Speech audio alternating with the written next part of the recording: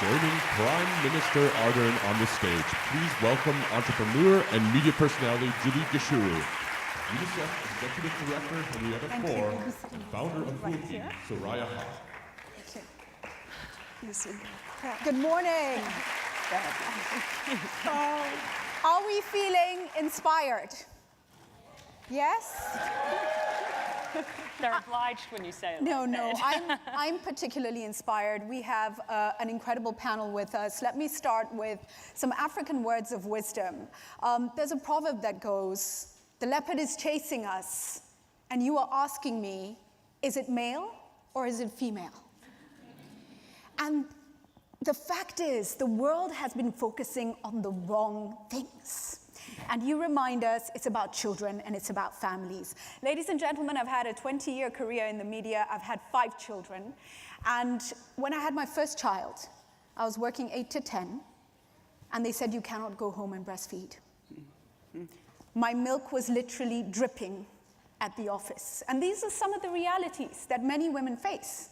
And I had to decide, can I risk losing this job? And I left and went to breastfeed my child. But there are many women who don't have the option to make decisions like that. Prime Minister, I'll start with you now. We are so inspired by your story. But then maybe there are others who don't have the same opportunities, the same resources, the same realities. For those millions across the globe who want to work and want to return to work, what are the critical things we must do?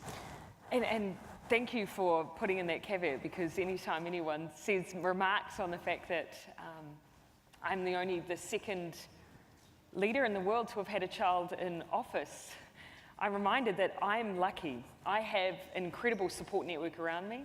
I have the ability to take my child to work. Right. There's not many places you can do that. I am not the gold standard for bringing up a child in this current environment, because there are things about my circumstances that are not the same. So what do we do to make sure that it's easier for women generally? Flexible working arrangements. In 2000, we brought in law that meant that you can ask for flexible working arrangements, and unless there is a good reason, that should be provided to you. We've, of course, extended paid parental leave, making sure workplaces create a space where women can breastfeed or express. All of that is key, but ultimately, we can provide all of that, but unless there is a culture that accepts that mothers and children are part of our workplaces, then we won't change anything. And so if I can do one thing, and that is just change the way we think about these things, then I will feel pleased that we've achieved something. Thank you so much. It's a mindset issue. That is huge. And can I just say, babies at the back, we've actually seen the little one, and it's so exciting that you're able to do that. Absolutely amazing. And he's so peaceful. It's just like super amazing. So, wasn't at 3:30 this morning. Oh my. Let me come to you now. Henrietta, just looking at the role of UNICEF, other UN agencies like UN Women, what role do you play in all this now? And take us through your vision on what we can actually achieve. Very good. Well, this is a wonderful moment. Anytime a prime minister comes and says they want to be the best place in the world for children, you've really got to celebrate that. That's a magnificent statement.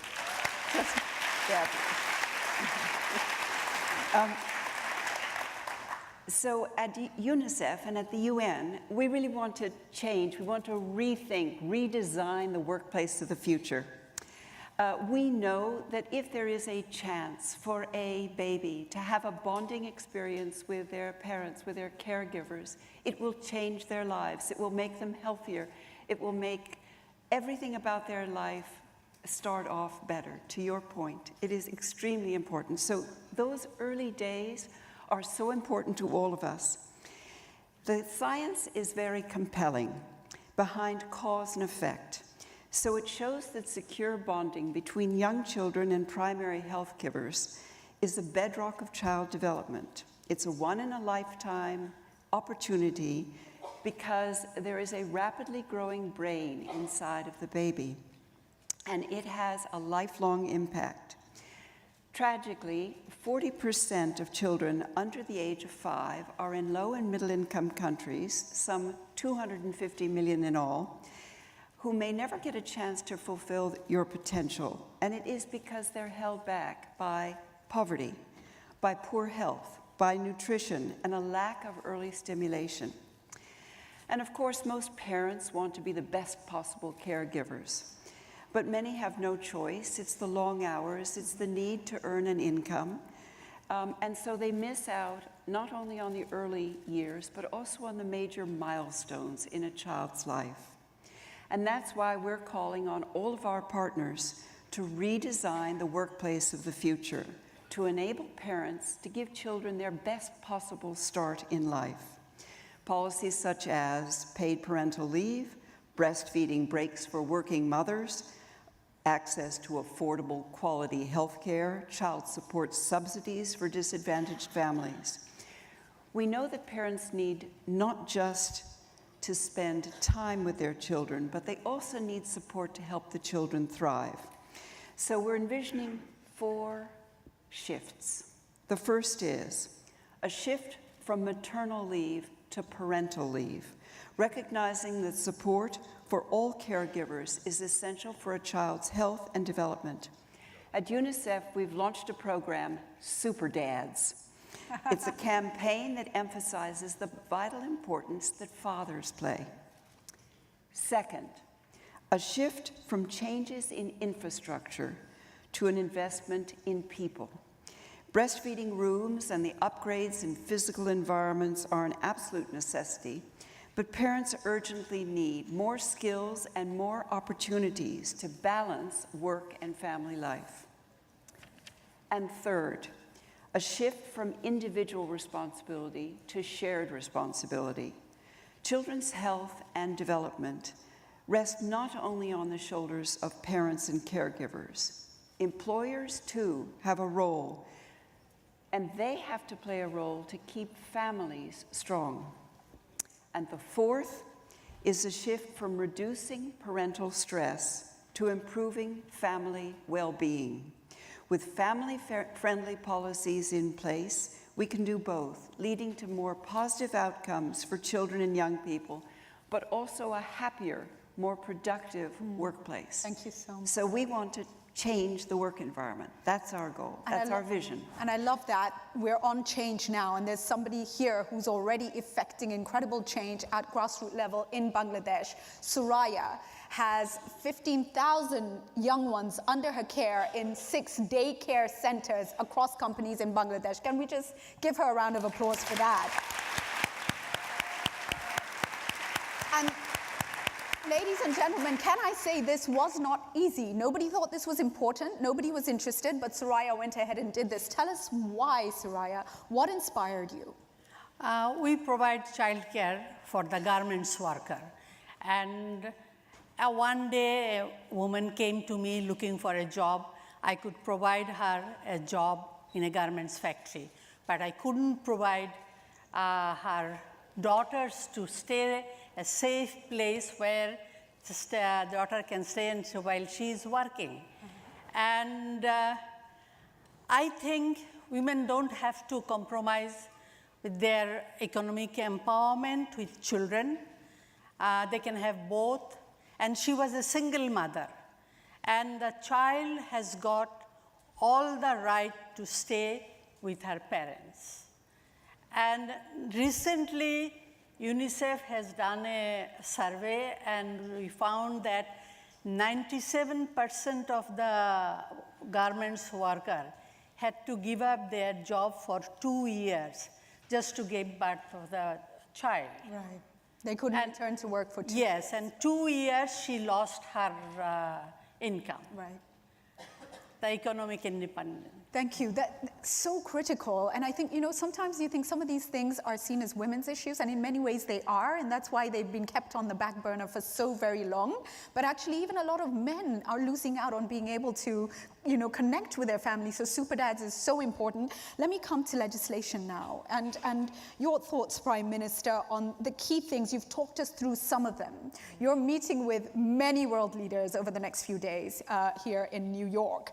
What would your advice be to them if you were saying, listen, these are the 3 things you must do? what would those be?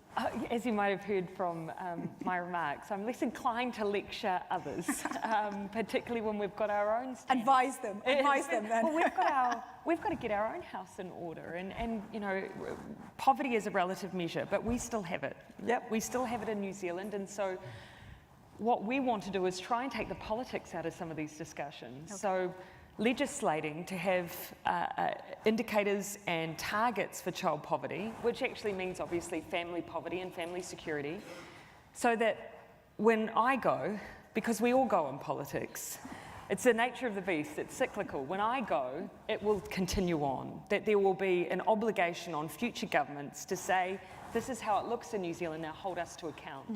Now, putting in some of those accountability measures, I think will be key to sustained reform around ensuring that we have families living at a minimum standard so that they are able to provide adequately for their kids and for their family. Thank you for that, Henrietta. You know, I've never quite seen before the partnership happening between development world, private sector, and governments that we're seeing in place right now. And so important because we are living in extremely challenging times. So looking at this whole environment and the focus on family-friendly policies for the UN, does this tell us that the whole system is now reframing and working differently? I think it is reframing, and I think it is starting to work differently.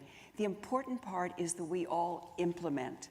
So if we are calling today for a redesign, for a reshaping, for recreating what our workplaces look like, it's our workplaces where we are. So at UNICEF, we don't have all the answers, and we're still trying to work on affordable, accessible child support facilities for our own people. So each one of us has to work in our own workplaces, in our own countries, but we must implement as a world.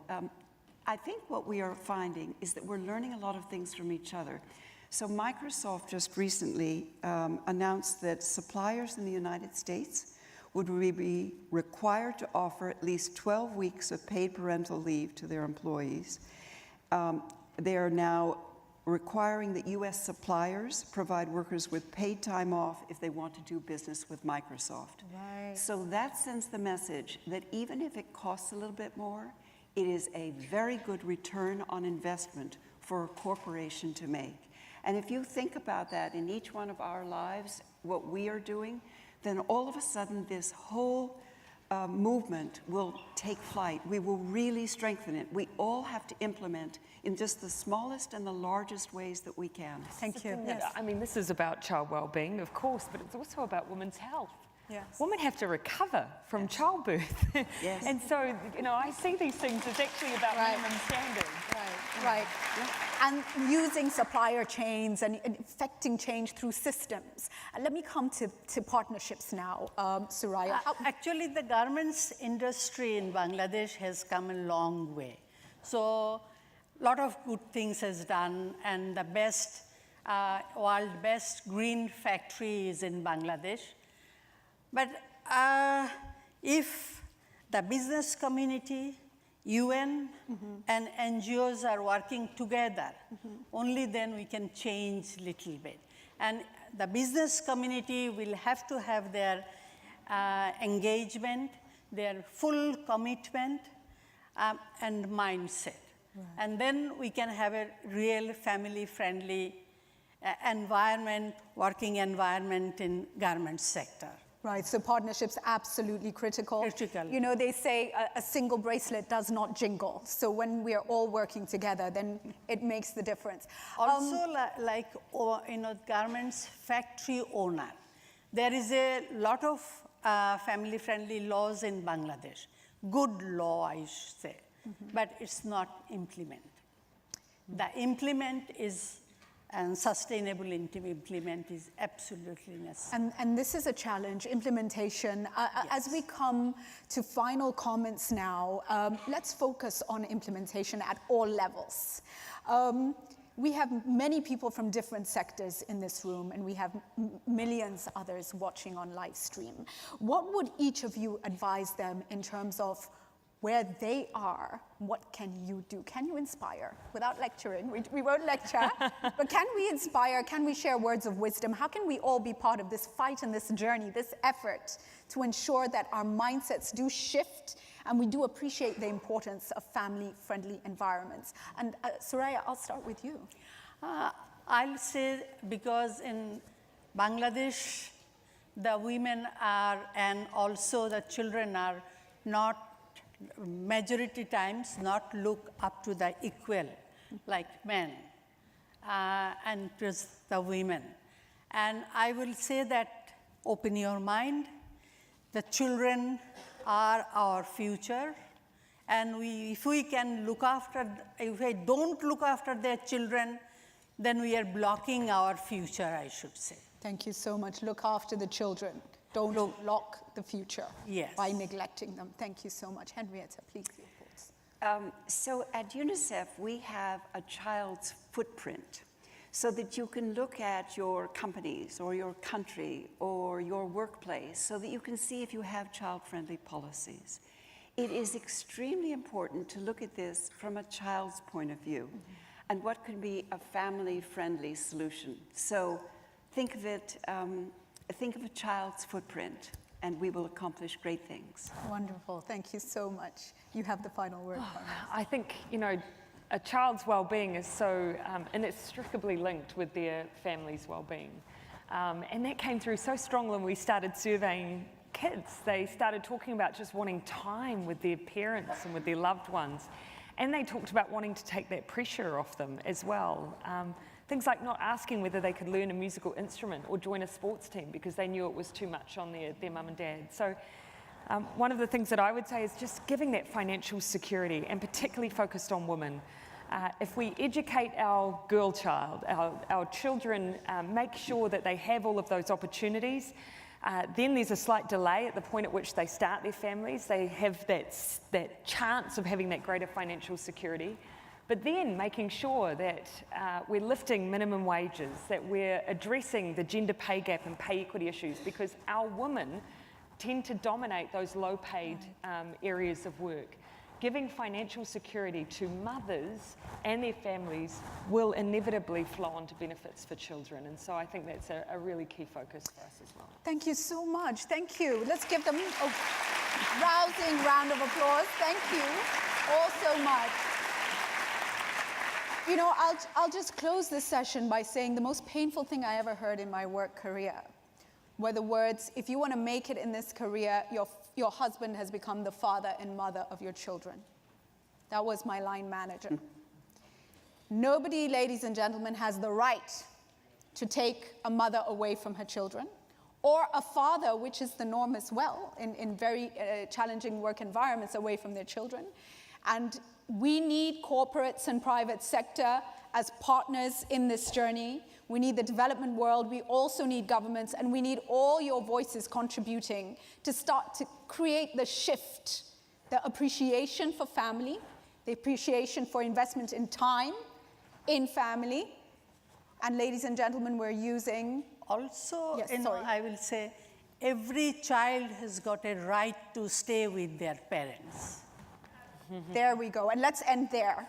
We're using this opportunity to launch the message. Family-friendly policies, and let's ensure every child has the right to stay with their families, has the best start at life. All the support should be there. Thank you. Can we give them another round of applause, please? Thank you all so very much.